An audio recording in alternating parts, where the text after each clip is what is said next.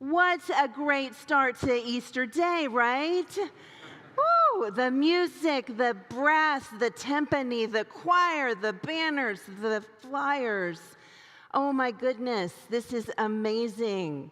I love it, don't you? Yes, yes, and we expect it to be this way.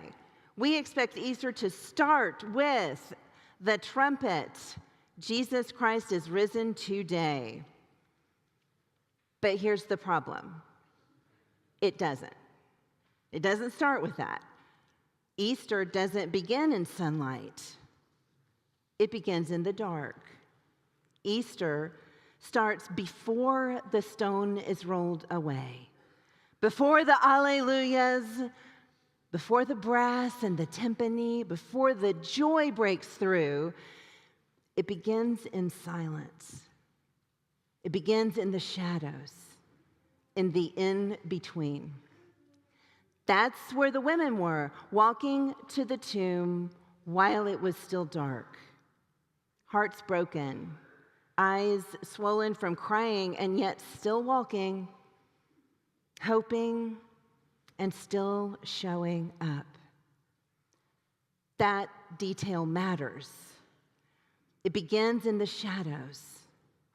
Resurrection, it doesn't begin in the light with sunrise.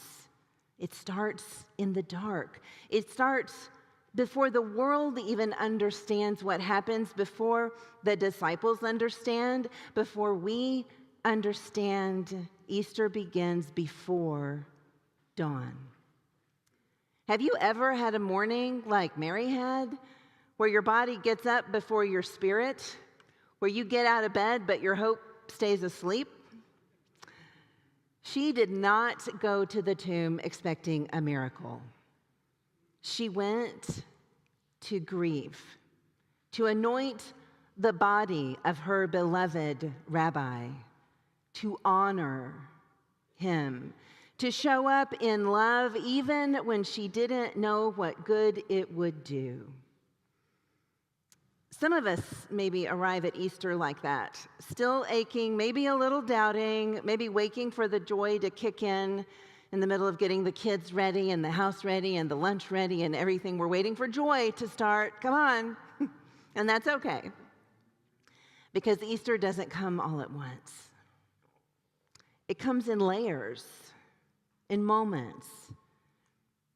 It comes in the choice to stay a little longer when others have already turned back. Mary teaches us what it means to stay. So often we look at a situation or maybe even a person and we make a quick snap assessment. We got it. We've got it figured out.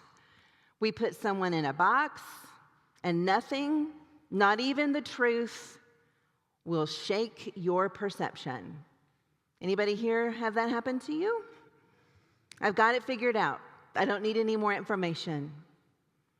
How many fruitful relationships have you missed because you put limits on a person? You already decided how it was going to go.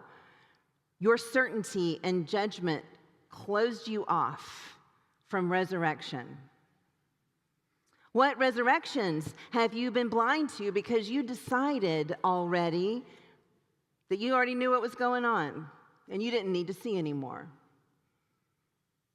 You didn't need to let God bring new life, new possibilities from a most unlikely place. Well, the disciples did that, and even Mary did that at first. They all saw the same thing, right? They saw an empty tomb.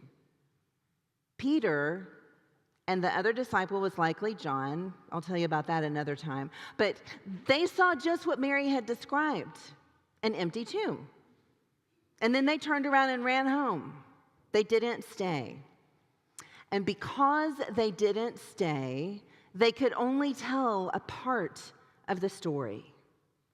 They went back with great confidence, maybe a little arrogance, reporting that they had seen an empty tomb. But that actually is not an Easter message, is it? No. And honestly, I mean, an empty tomb doesn't even make any sense. It doesn't make any sense without waiting to see the living God, to hear him call your name, to see fully, to grasp and experience resurrection. You have to stay. You have to sit with questions, with uncertainty. Sit with your own fear and sorrow. Wait. Wait for the risen Christ to come and call your name. Mary did that.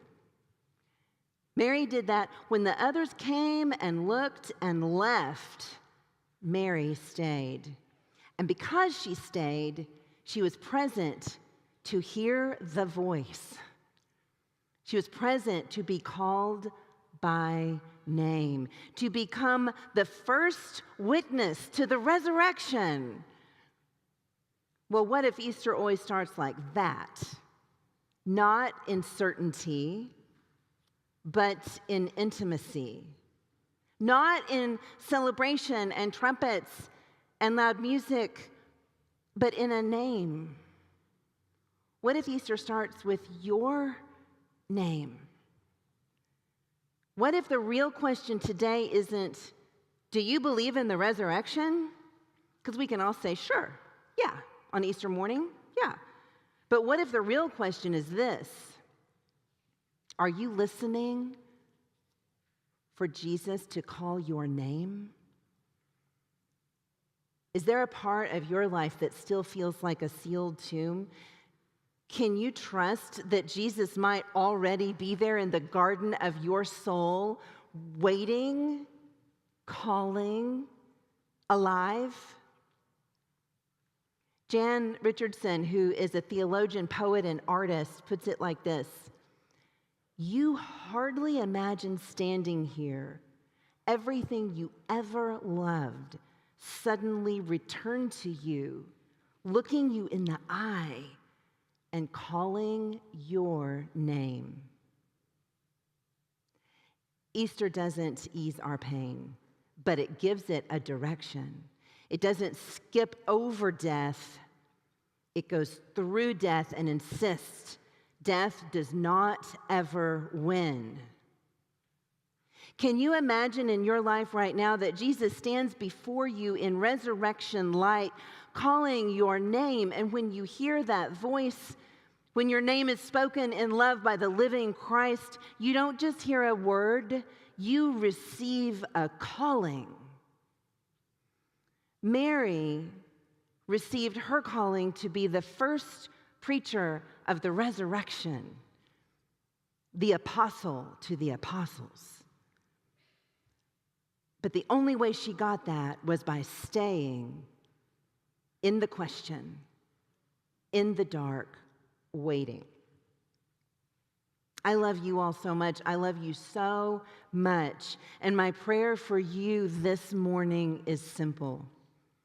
Let this bright, beautiful, glorious morning, this radiant, joy-soaked, music-filled Easter day, my goodness, it reflects the best of who we are here at All Saints in Beverly Hills. Let this fill you up with the deep, unshakable truth of Easter. Hold on to this moment. Don't let it go. Let it be your touchstone for those days that feel uncertain. When the tomb looks like it's pretty sealed shut. When the way ahead is hidden and you don't see the next step. This is the kind of joy that leans in close and whispers to you, hold on, don't leave just yet. New life is rising up and it will call you by name. I promise. So today, whether you are dancing in joy or just barely hanging on, remember this joy, this light, this truth, that Christ is alive and he calls you by name. He is reaching for you. with love that is stronger than death, with mercy that never runs dry, with hope that will not let you go. Let that be your anchor. Let that be your joy. Let this promise steady your steps in the shadows and give light to your waiting. Let that be the story you carry from here. Because in the end, Easter is not just a promise. Easter is a person. And he is risen. He is risen. He is risen indeed. Alleluia. Alleluia. Alleluia. Amen.